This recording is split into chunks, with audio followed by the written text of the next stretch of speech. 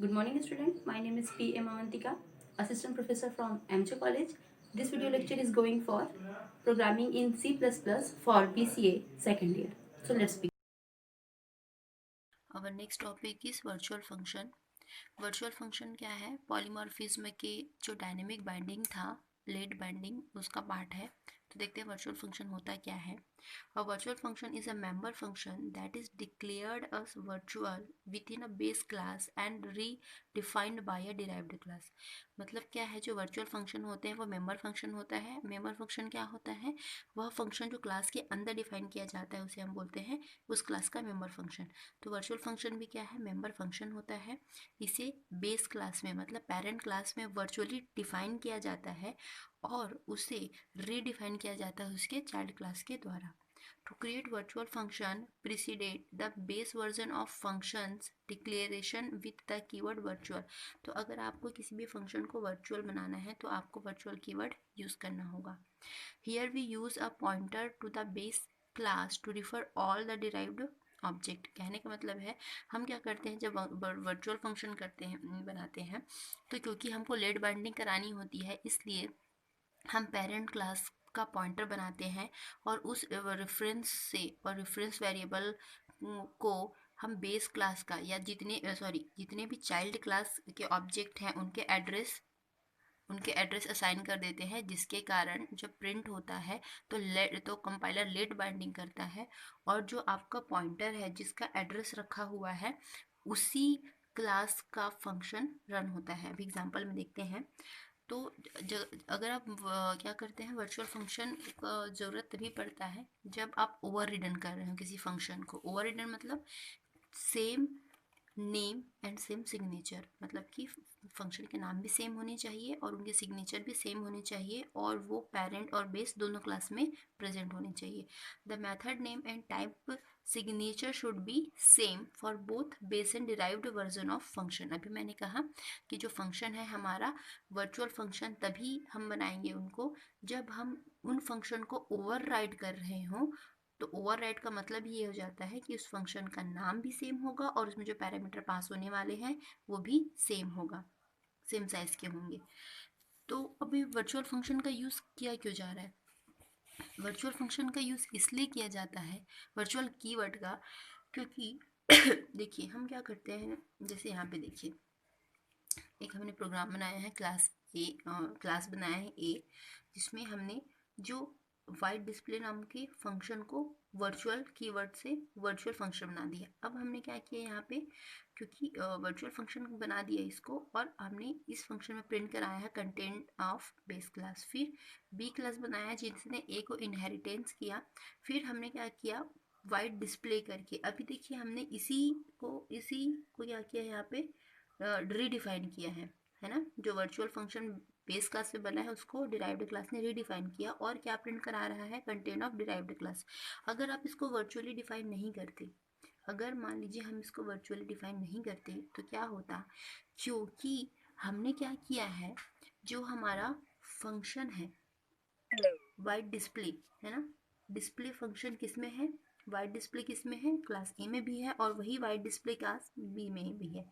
अब हम क्या करेंगे, अगर मान लीजिए क्लास ए पे हमने क्या किया, अगर हम क्लास ए का क्या बनाते हैं, पॉइंटर बनाते हैं, है ना, क्लास ए का पॉइंटर बनाते हैं और इस पॉइंटर में जो डिराइव्ड क्लास है उसके एड्रेस को असाइन कर देते हैं।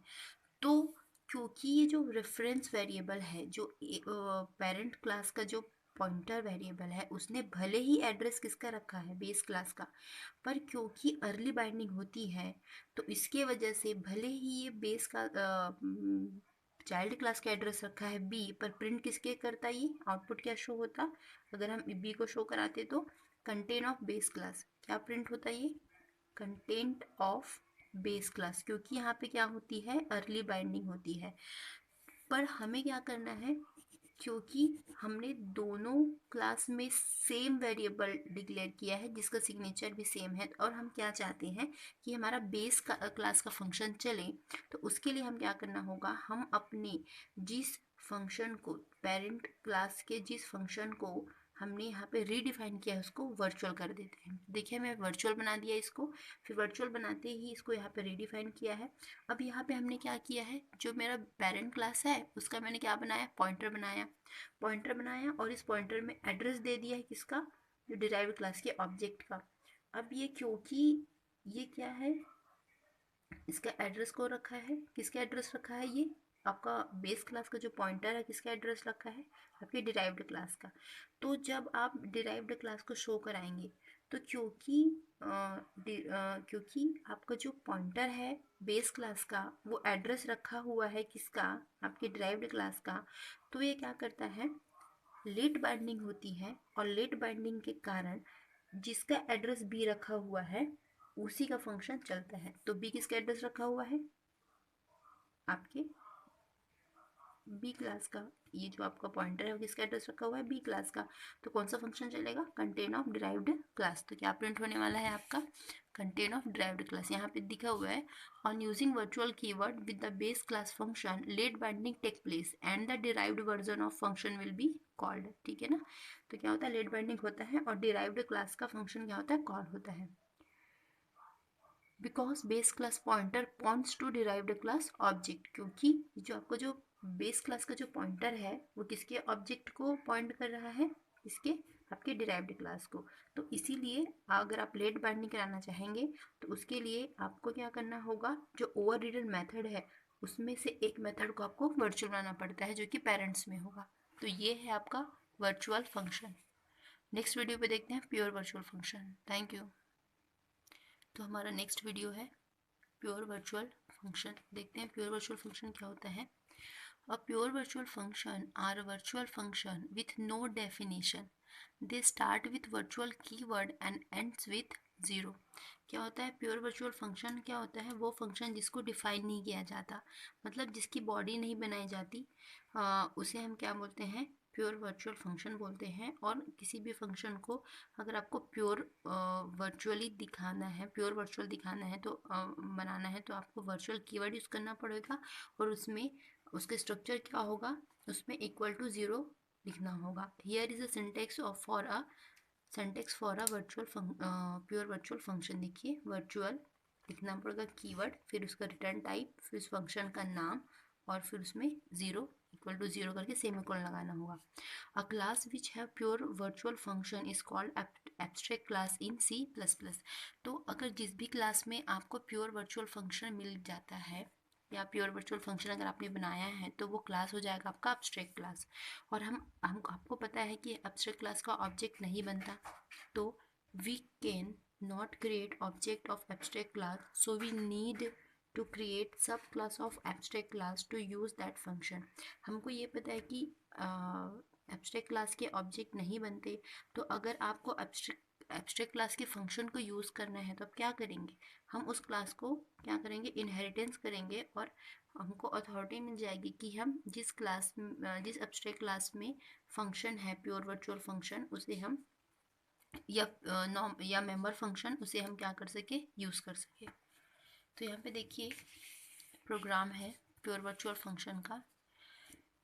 हमने एक बेस क्लास करके एक क्लास बनाया है, तो क्योंकि इस बेस क्लास में वर्चुअल फंक्शन है, देखिए हमने यहाँ पे वर्चुअल कीवर्ड लिखा और यहाँ पे डिस्प्ले नाम का फंक्शन बनाया और इसको हमने सेमीकोलन से एंड कर दिया, इसकी बॉडी नहीं बनाई फर्दर। इसका मतलब ये क्या हुआ, ये प्योर वर्चुअल फंक्शन है।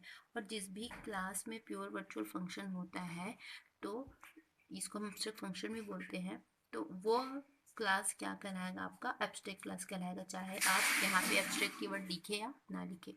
फिर क्या होने वाला है, देखिए हमने दो फंक्शन है वो हमने क्या बनाया है, एब्स्ट्रैक्ट फंक्शन बनाया है। एक मेंबर फंक्शन है जो जिसकी बॉडी हमने आगे लिखी हुई है, this is display 3 method of base class.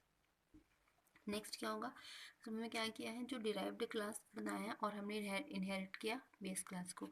फिर फर्दर क्या किया, हमने जो बेस क्लास में जो फंक्शन बने हुए हैं उसको आगे डिफाइन किया है। यहाँ देखिए this is display method of derive class, वैसे हमने सेकेंड क्लास को भी क्या किया है, डिफाइन किया है। अब हम इसका ऑब्जेक्ट बनाते हैं डिराइव्ड क्लास का डी का। तो क्या करता है, जो डी है वो क्या कर सकता है, डिस्प्ले 1 को भी क्या कर सकता है, इन्वोक कर सकता है और ये डिस्प्ले 2 को इन्वोक कर सकता है जो डी, जो फंक्शन है, और ये डिस्प्ले 3 को क्या कर सकते हैं, इन्वोक कर सकते हैं। फिर हम इसको क्या करते हैं, रिटर्न करते हैं।